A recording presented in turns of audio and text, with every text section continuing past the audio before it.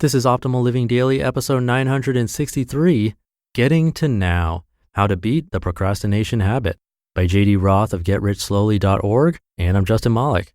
Welcome back or welcome for the first time if you're new here. The idea of this podcast is pretty simple. I get permission from authors and narrate their content for you so you can take a break from staring at a screen. And I've been doing it for almost 1,000 days straight thanks to you and to sponsors of this show, like Sworkit. Sworkit is a digital fitness experience designed for you with high-quality videos on any device. Imagine workouts that can be customized to fit whatever needs you have. That's exactly what they give you.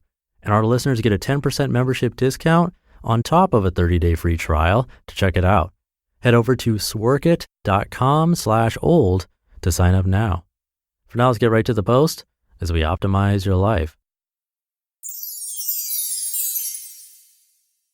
Getting to Now, How to Beat the Procrastination Habit by J.D. Roth of GetRichSlowly.org. I am a procrastinator. I always have been. It's a character flaw, and I admit it.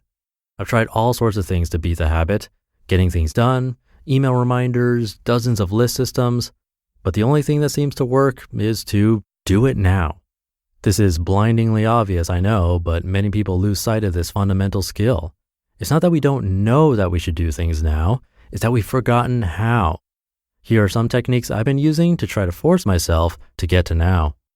Number 1, set aside blocks of time to do things.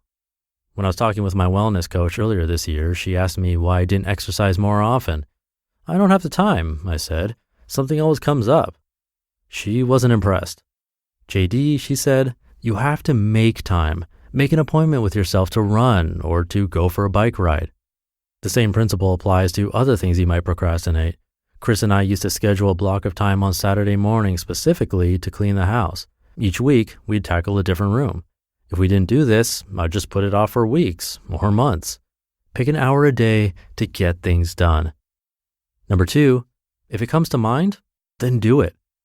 Often I'll be sitting on the back porch reading a book, and it will occur to me that some chore needs to be done, pruning the laurel hedge, for example.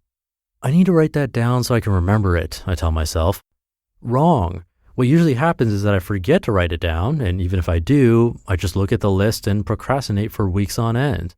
The best move is to actually do the chore when I think of it, assuming, of course, that I have the time at that moment, which I usually do.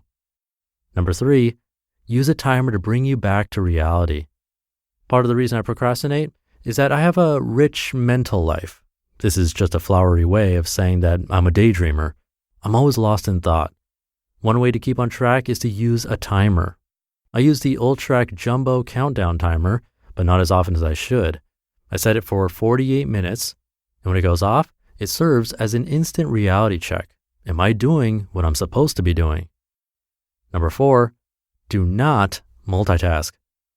Oh, how I love multitasking. I'm great at doing many things at once, I told Chris once. She gave me one of those looks. No, you're not, she said.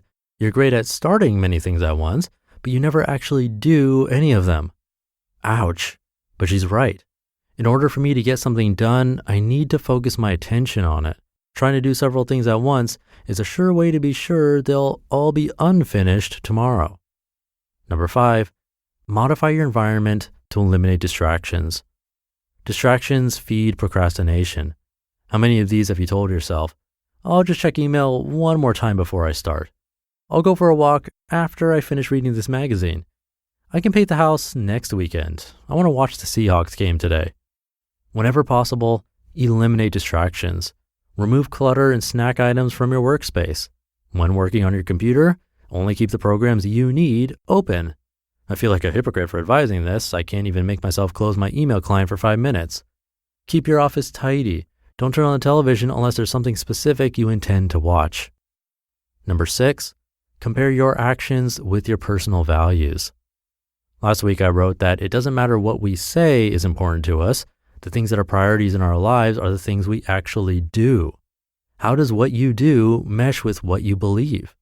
If you say that getting out of debt is important to you, are you actually doing the things that will lead you to get out of debt? If one of your goals is to fit into your old Levi's, how is watching another episode of The Office going to help you achieve that? Go for a walk. And number 7, take back your brain. I've mentioned the website takebackyourbrain.com before in the context of marketing. Its premise is simple. Instead of letting advertisers persuade you, use marketing techniques to advertise to yourself. While this is a great way to fight consumer culture, it's also a smart way to combat procrastination. Create some in-home or in-office advertising to remind you to stop putting things off, to encourage you to do it now. Beating procrastination isn't rocket science, but it is psychology. For many of us, that's just as difficult. It's scary how well this Psychology Today article in this post describes me. If only it gave some tips on how to move beyond this. Instead, it offers one small slice of solace. Quote, procrastinators can change their behavior, but doing so consumes a lot of psychic energy. And it doesn't necessarily mean one feels transformed internally. It can be done with highly structured cognitive behavioral therapy, end quote. Can you tell I've been struggling with procrastination lately? This is something I'll continue to work on. If you have any tips or stories, I'd love to hear them. Meanwhile, it must be time to read The War of Art again. Maybe I'll do that next week. You just listened to the post titled, Getting to Now, How to Beat the Procrastination Habit by J.D. Roth of GetRichSlowly.org. And thank you to Sworkit for sponsoring this episode. Fitness has been a struggle for me. I know all of the reasons why it's important to be active. I narrate those reasons all the time here on the show. And classes are great, but the cost and lack of flexibility has always been a problem for me. It causes procrastination, like J.D. Roth talked about in this article. And the thought of going to a gym makes it so much worse. I prefer to work out comfortably in the privacy of my own home, sometimes in pajamas, because that's what I tend to wear while I'm working. With Sworkit, I never miss class because I can do it whenever and wherever. There are no excuses.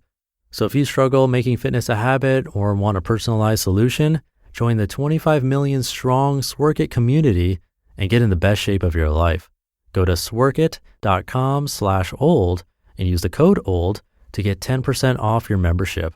That's SWORKIT.com/OLD. I'll leave it there for today. Have a happy rest of your day. Hope you're having a great one. And I'll see you tomorrow where your optimal life awaits.